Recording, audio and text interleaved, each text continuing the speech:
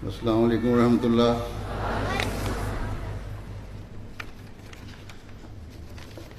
The check presented to me of £20,000 by Sadr Lajna on behalf of the Lajna UK. I thank Lajna UK for this gesture, and I will give this amount to Jamaat Ahmadiyya UK for the reconstruction and rehabilitation of the burned part of the Baitul Futuh Mosque. This check will go to Mir Sahib UK.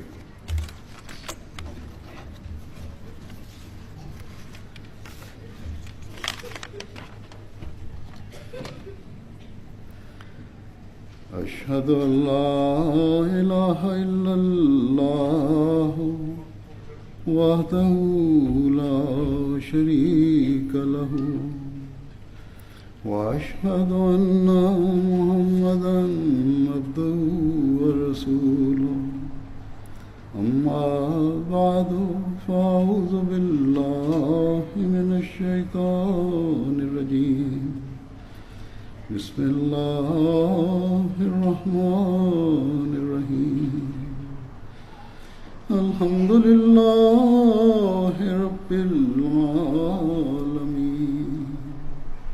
الرحمن الرحيم مالك يوم الدين إياك نعبد وإياك نستعين اهدنا الصراط المستقيم صراط الذين أنعمت عليهم غير المغضوب عليهم ولا الضالين.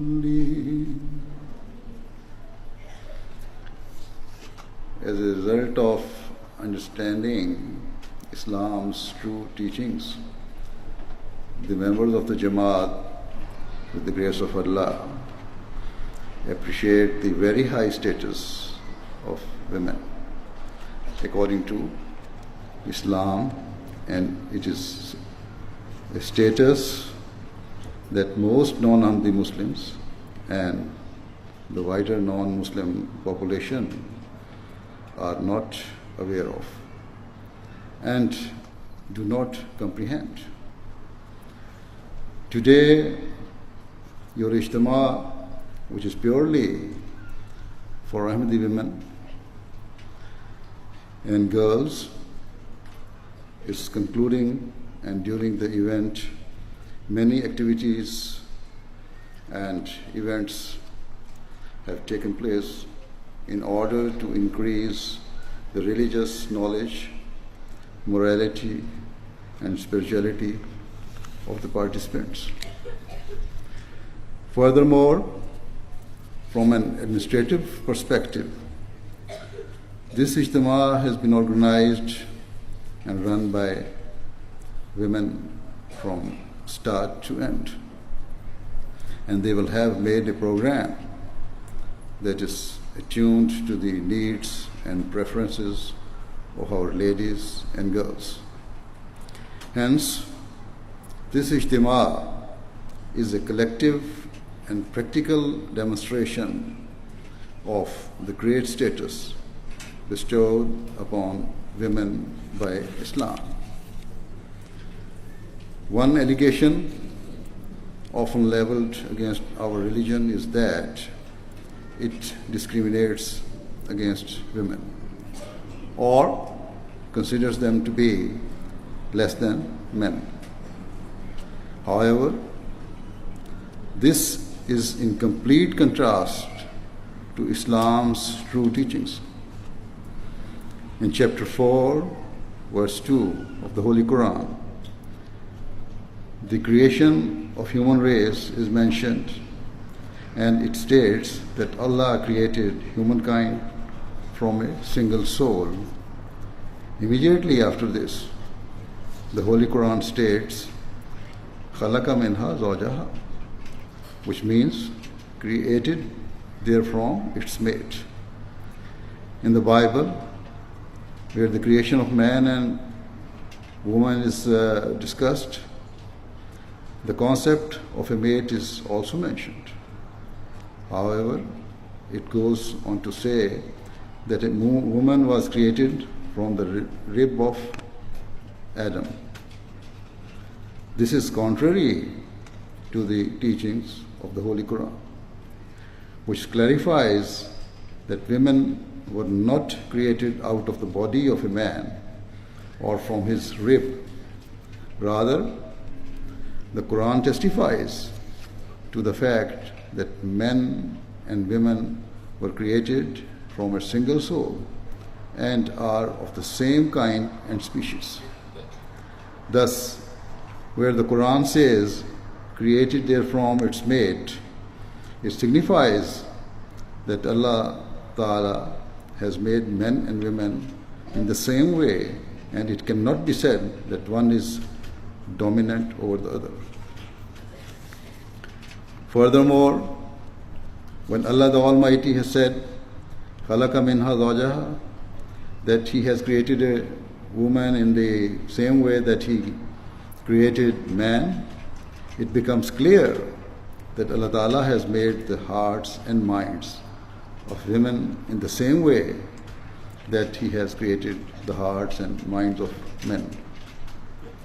There is no mention of woman being created from a man's rib. Rather, similarities and likeness are mentioned.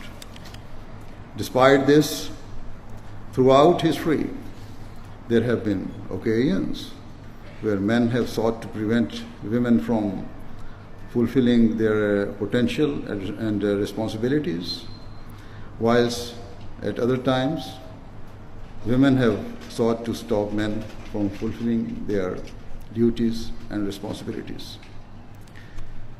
Whether due to a superiority complex or an inferiority complex, at times men have considered themselves to be intrinsically different to women, or women have considered themselves inherently different to men.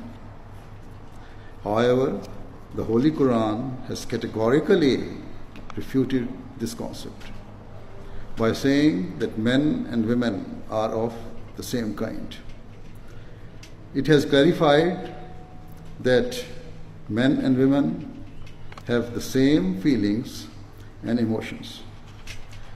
Similarly, as each man will be accountable before Allah for his deeds, so will each woman also be held accountable for her acts before God.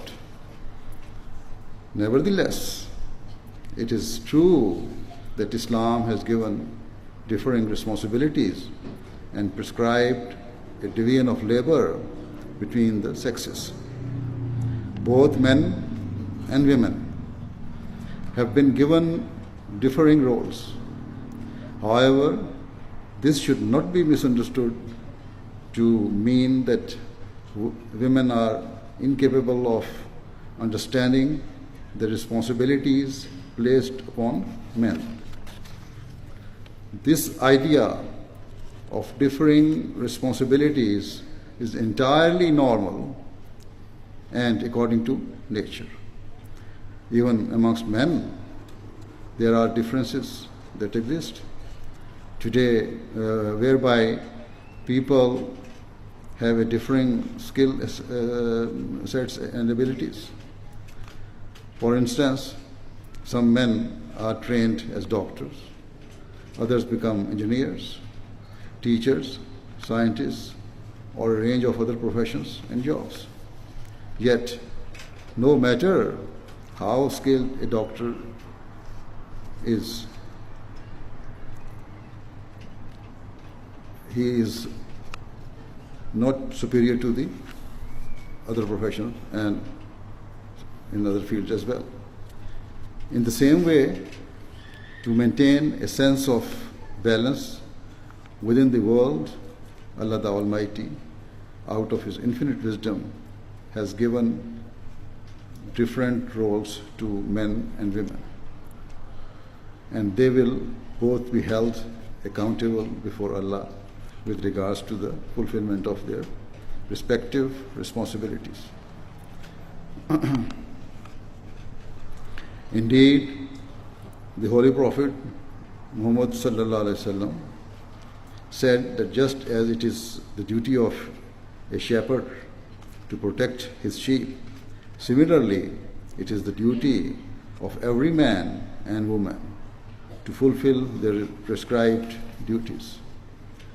Thus, if Allah Ta'ala has placed upon a woman the responsibility to ensure the moral and religious training of her children and to ensure that she protects the home and property of her husband, she must pay heed, because she alone will be held accountable for these matters.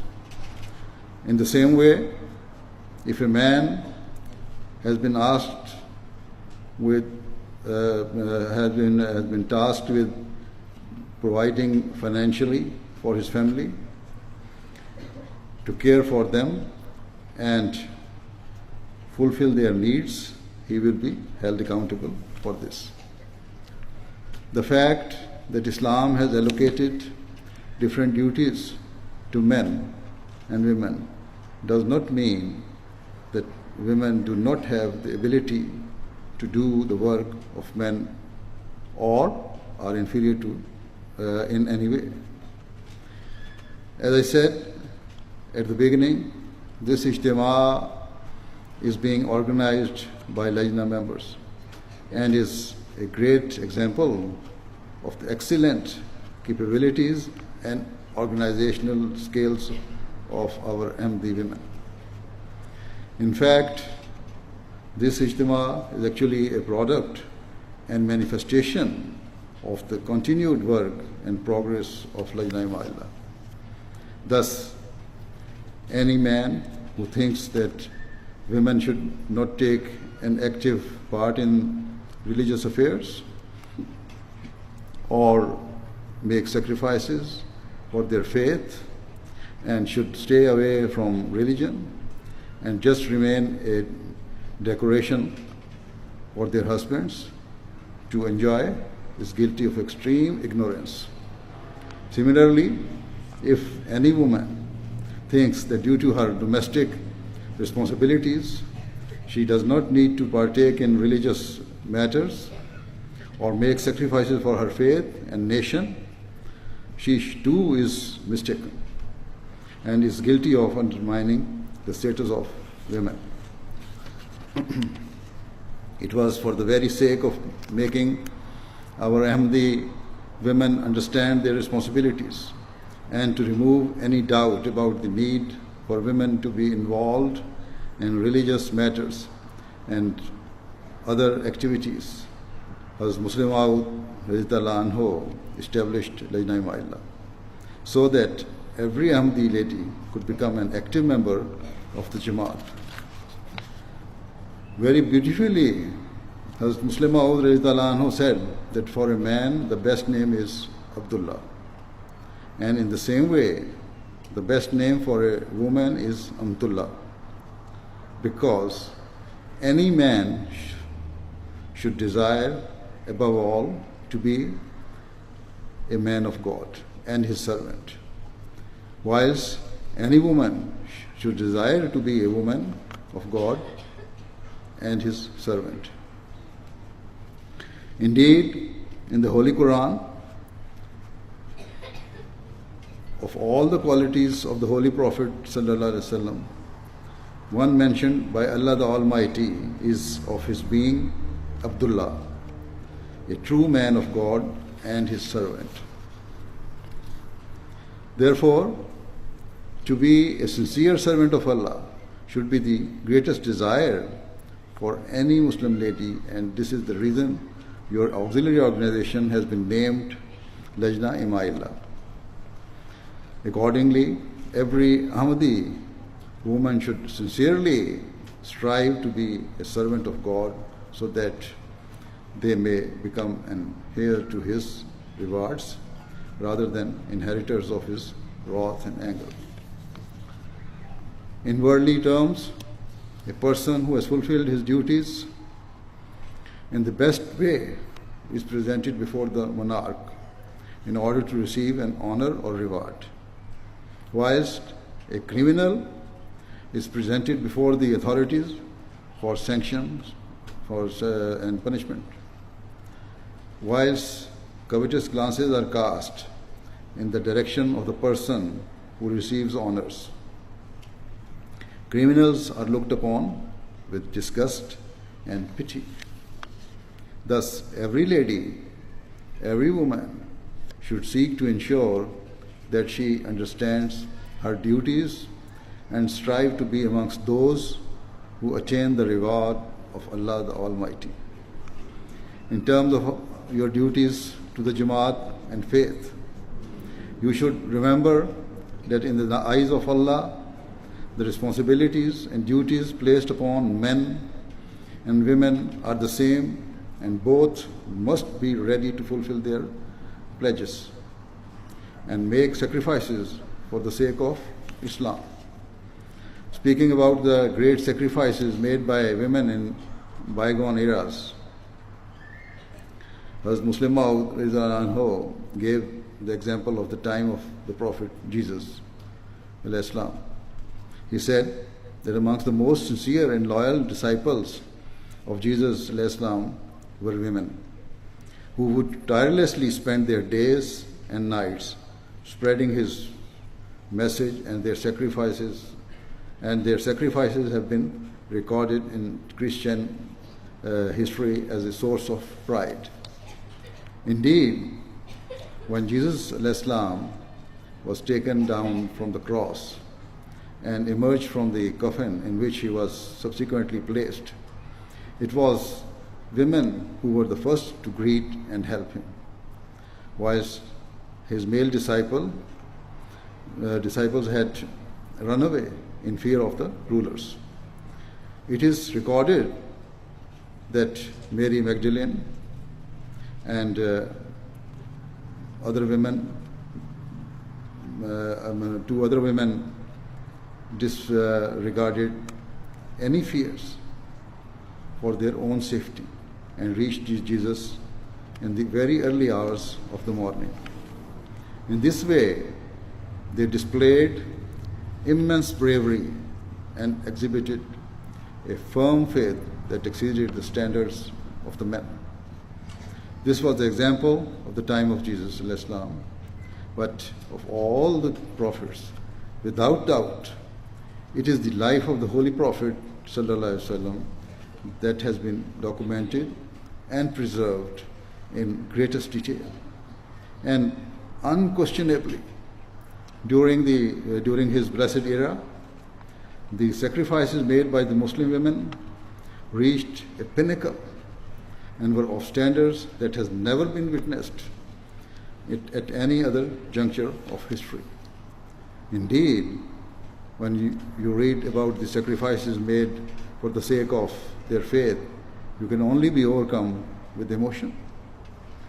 During that early period of Islam, the Holy Prophet ﷺ and his followers were subjected to ferocious levels of persecution, and unspeakable cruelties were inflicted upon them. Whilst all the early Muslims had to face persecution, nonetheless, the treatment of Muslim slaves was even more inhuman and brutal. For example, amongst the companions were a husband and wife. Both of them were slaves of a non-Muslim, and their owner inflicted such merciless and terrifying cruelties upon them that merely reading about their treatment leaves a person shaken to the core. They would be forced to lie on scorching hot sands and beaten relentlessly on their chests and bodies. They would be left to burn to the point that their eyes would become completely rent and swollen beyond all limits. Yet their master showed no remorse or mercy. On one occasion, upon seeing how they were being tortured and made to lie upon the burning sands, the Holy Prophet ﷺ became overwhelmed with emotion. He was grief-stricken, like a father witnessing his children being beaten before his very eyes. He observed how the slave master sought to compel them to reject the Holy Prophet ﷺ and to accept his belief that there were many other gods apart from Allah the Almighty. Overcome with sorrow, the Holy Prophet ﷺ turned towards Allah and remained engaged in prayer for some time.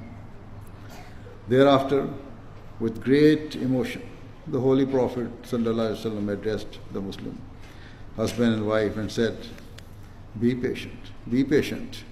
Surely Allah will remove you from these pains very soon, and in return, He has made a home for you in paradise.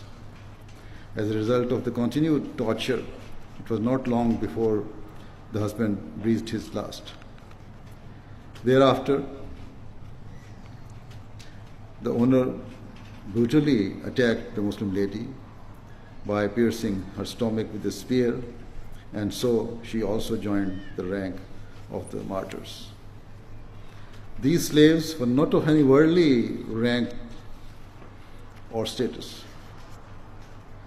Yet, due to their acceptance of the Holy Prophet ﷺ and their impeccable standards of faith, they scaled the highest spiritual mountains and have been recorded in history for evermore. They were the people who gave every possible sacrifice and bore every form of torture for the sake of their belief in the one God.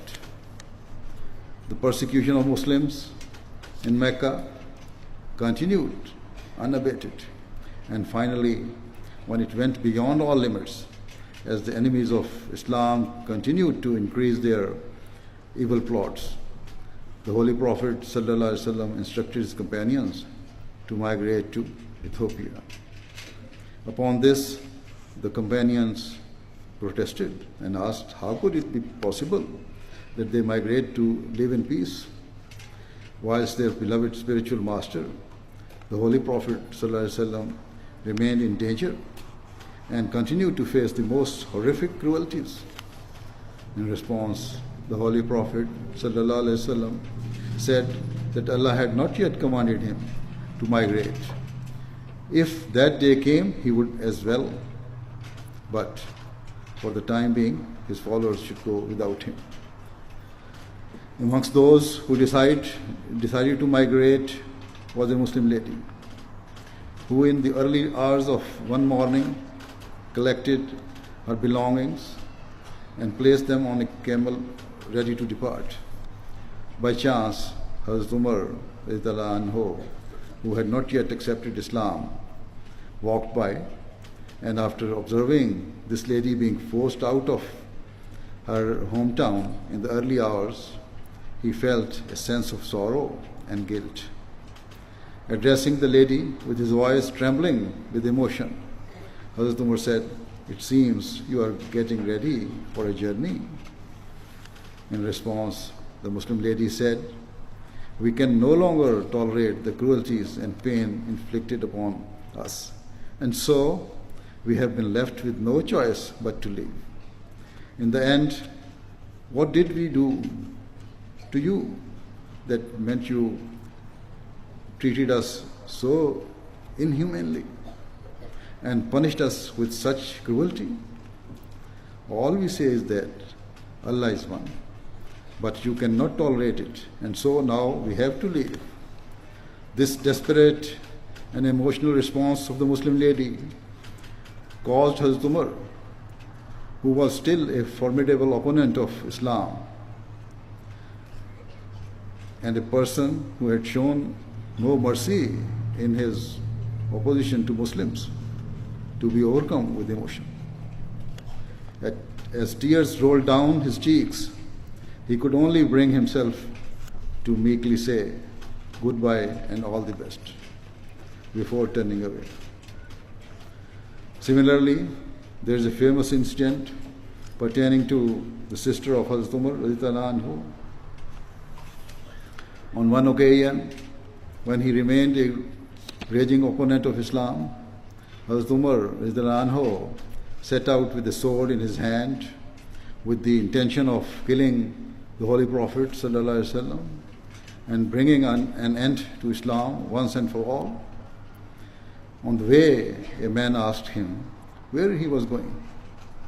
And when he told him his purpose, the man said that he should first inquire after his own family, as one of his sisters had accepted Islam. Thus Hazrat Umar went straight to the house of his sister and knocked forcefully at the door. His sister and her husband were reciting the Quran, and upon realizing that Hazrat Umar had come, they hid their Muslim teacher as well as their pages of the Quran. However, Hazrat Umar had heard them, and so upon entering, he immediately asked what they had been reciting. His sister replied, "We were reciting the Holy Quran."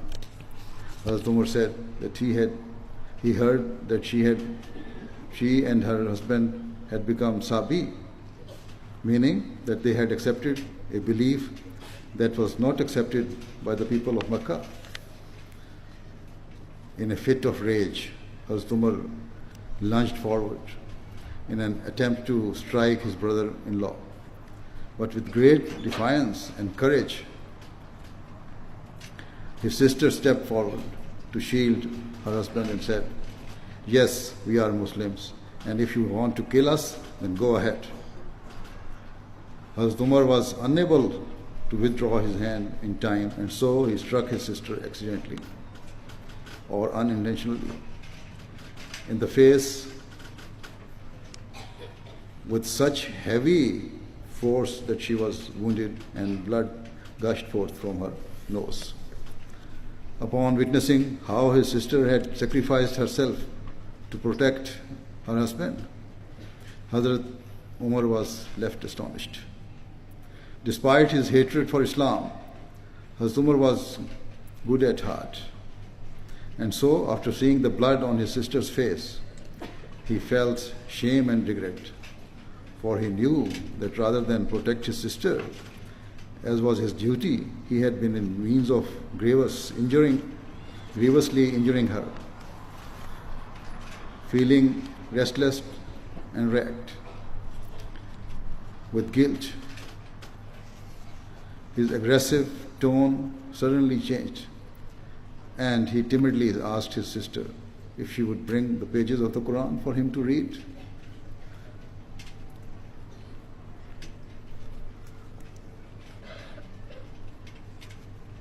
Upon this, the supreme faith of his sister roared into action.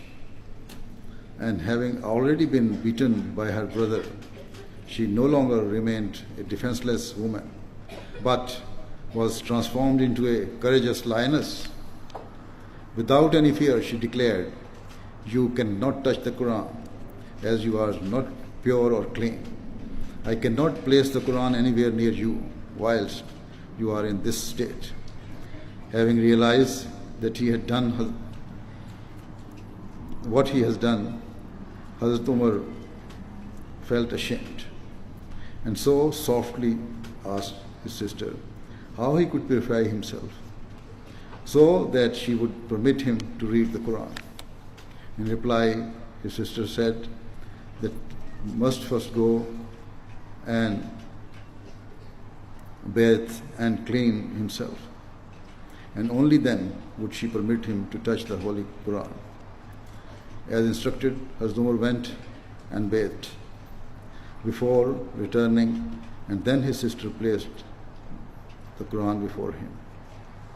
After reading just for a few verses, Hazrat Umar's heart melted, and the beauty of what he was reading, and tears flowed from his eyes. Instantly, he felt abhorrence and shame for his past belief of Islam, past disbelief of Islam. Instantly, he viewed the past life with nothing but disdain and disgust. Thereupon, he stood up in an emotional state and asked where the Holy Prophet Muhammad ﷺ is. Hearing this, his sister felt a surge of love for her brother and prayed sincerely that he would accept Islam. But at the same time, she knew that she could never forgive herself if her brother was the cause of any harm to the Holy Prophet ﷺ.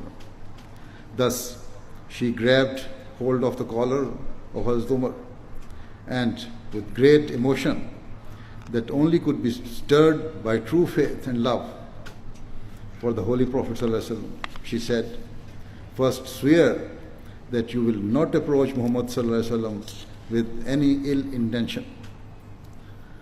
With true humility, Hazrat Umar replied, my only intention is to become a Muslim. Upon this, his sister rejoiced and informed her brother where the Holy Prophet ﷺ was.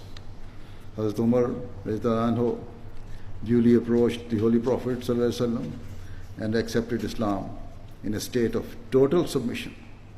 Hence, this was the great sacrifice made by a woman who melted the heart of her brother, and as a result, the Muslims celebrated and raised slogans in praise of Allah. Allahu Akbar. Another astonishing example of faith pertains to the Battle of Uhud. During that war, the blessed teeth of the Holy Prophet ﷺ were broken, and word spread that he had been martyred. When this news reached Medina, Muslim women came out of their homes and ran towards the battlefield to find out the truth about their master.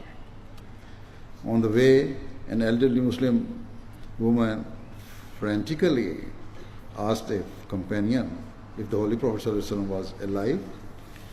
In response, the companion said, I regret to tell you that your husband has been killed in the battle. Upon this, the lady said, I am not asking about my husband. I am asking about the Holy Prophet ﷺ. The companion then said, I regret to tell you that your brother has also been killed. Hearing this, the lady said, I am not asking about my brother. I ask only about the Holy Prophet ﷺ. The companion then said, I am sorry, but your son has also been killed. Upon this, the lady desperately remarked, I do not ask about my son. I am asking if the Holy Prophet ﷺ is alive. Finally, the companion informed that the rumors regarding the Holy Prophet ﷺ had been false and he was alive.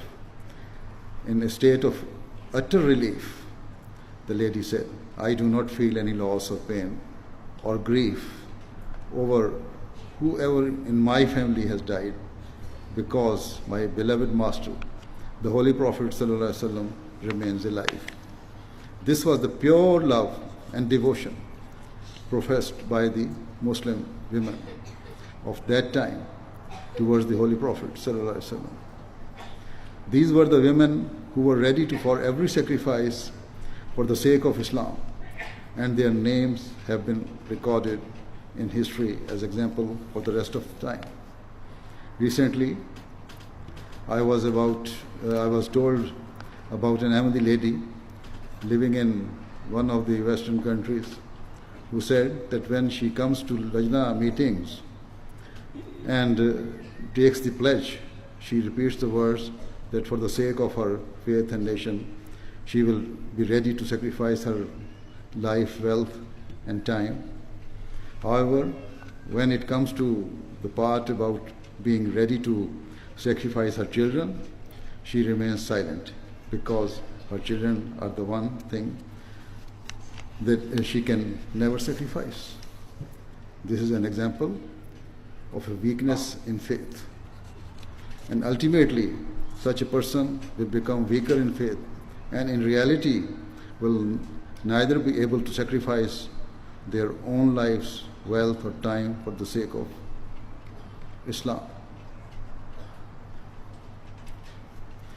Remember, when we pledge in our Bai'at to give precedence to our religion and faith over all worldly matters, it means that our love for Allah, for the Holy Prophet of Islam sallallahu alaihi wasallam, and for our religion should be greater than for anything or anyone else.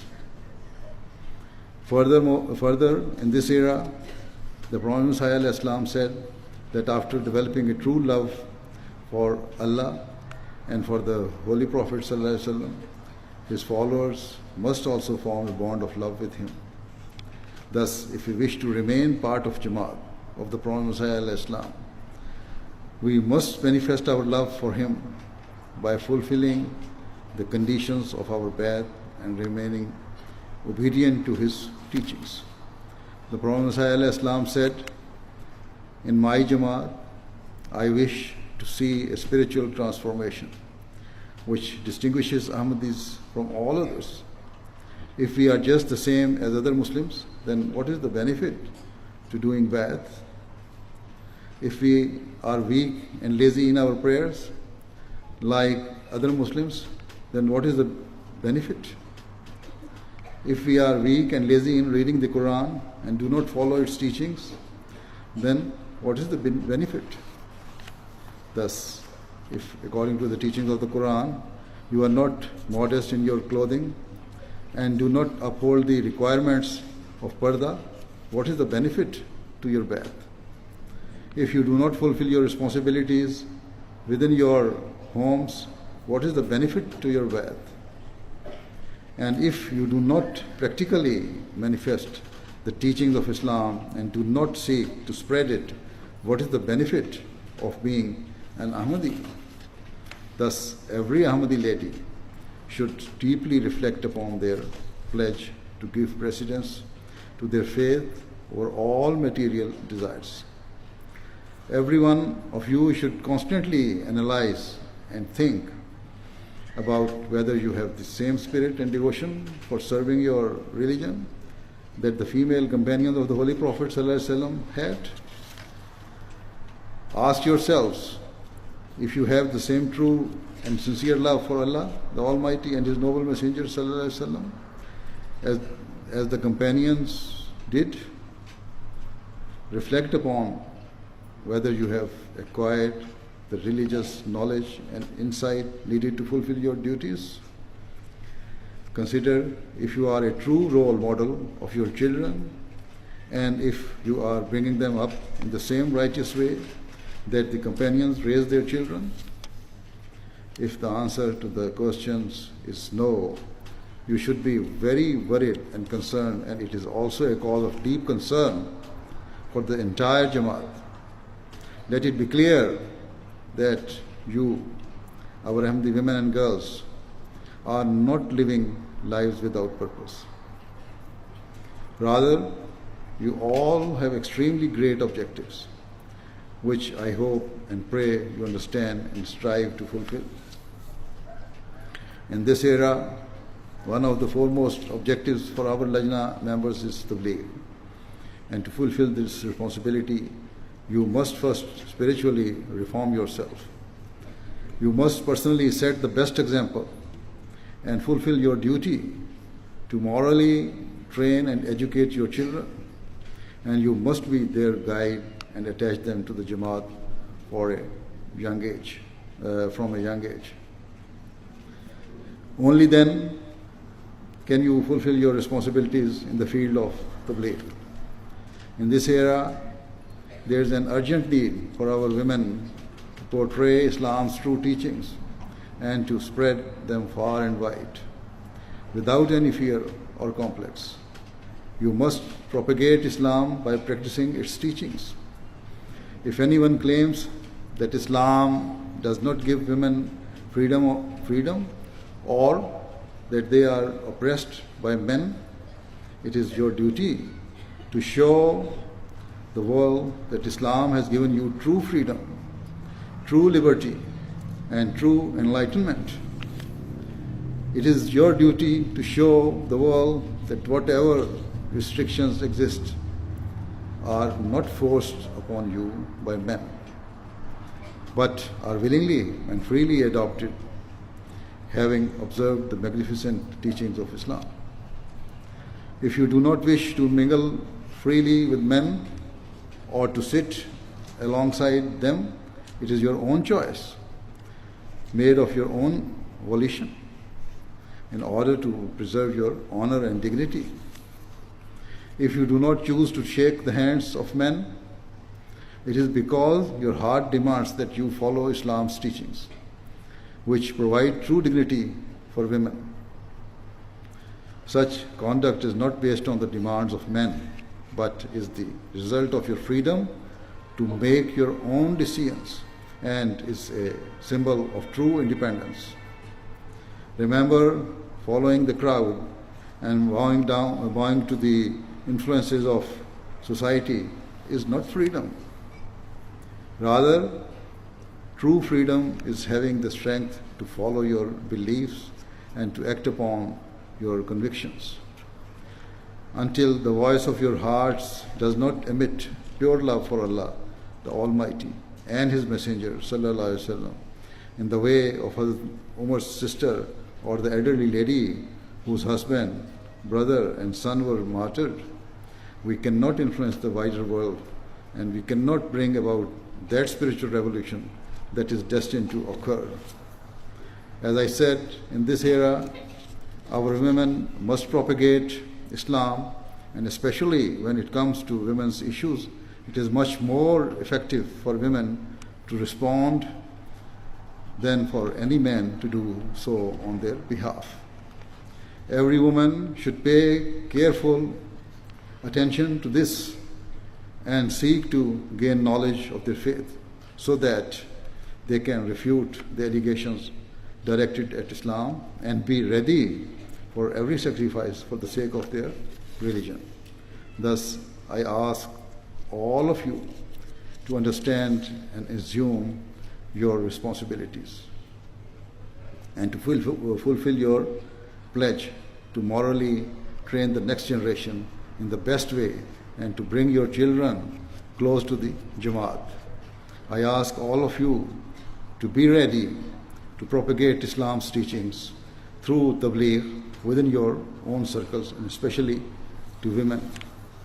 If you understand your responsibilities, I am sure that you will prove to be successful mothers and successful Ahmadi Muslim women who are ready for every sacrifice for the sake of giving precedence to their faith over all worldly matters.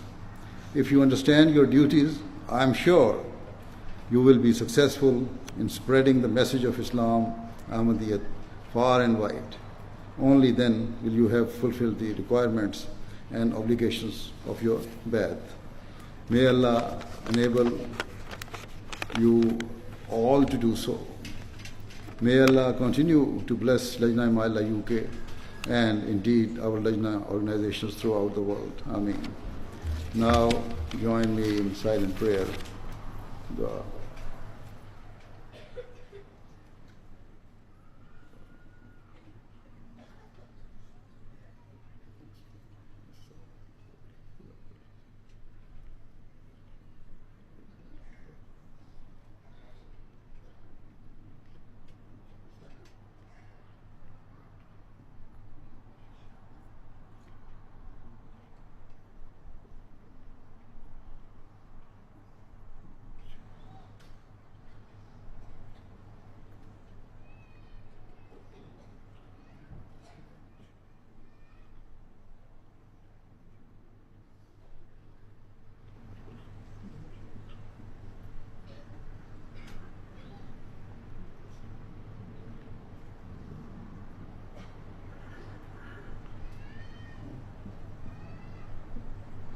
Ameen.